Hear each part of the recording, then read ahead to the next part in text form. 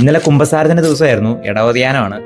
മതിലെ ചാരിക്കുന്ന ചേട്ടൻ്റെ അടുത്ത് ഞാൻ ചെന്നിട്ട് ചോദിച്ചു, ചേട്ടാ താഴെ കുമ്പസാരം നടക്കുന്നുണ്ട്, ഒന്ന് പോയാലോ?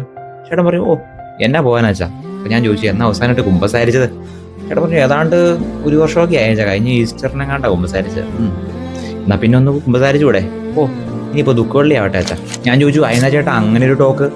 ചേട്ടൻ പറയാണ്, എൻ്റെ അച്ഛാ കുമ്പസാരിച്ചാലും കുമ്പസാരിച്ചില്ലേലും വരാനുള്ളതൊക്കെ വരും. ഓ ഇതൊക്കെ എങ്ങനെയെങ്കിലും പൊക്കോളൂ. ചില മനുഷ്യരുടെ ചിന്ത എങ്ങനെയാണ്, പ്രാർത്ഥിച്ചാലും പ്രാർത്ഥിച്ചില്ലെങ്കിലും വരാനുള്ളതൊക്കെ വരും, സംഭവിക്കേണ്ടതൊക്കെ സംഭവിക്കും. പറയുന്നതിൽ ചെറിയൊരു കാര്യമുണ്ട്, വരാനുള്ളതൊക്കെ വരും, പക്ഷെ ചെറിയൊരു ട്വിസ്റ്റ് ഉണ്ട്.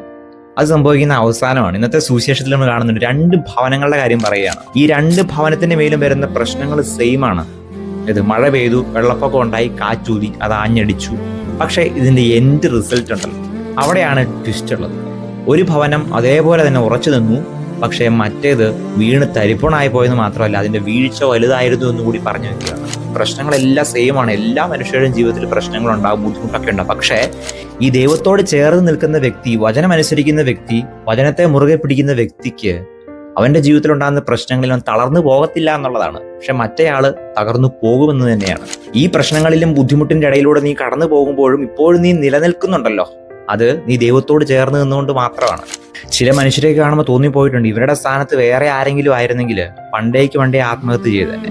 ഇവരിപ്പോഴും നിലനിൽക്കുന്നത് ദൈവത്തിലുള്ള ഇവരുടെ ആശ്രയം കൊണ്ട് മാത്രമാണ് എന്നുള്ളത്. സോ അവസാനം ഒരു ട്വിസ്റ്റ് ഉണ്ട്, അതുവരെ നീ കാത്തിരിക്കണം.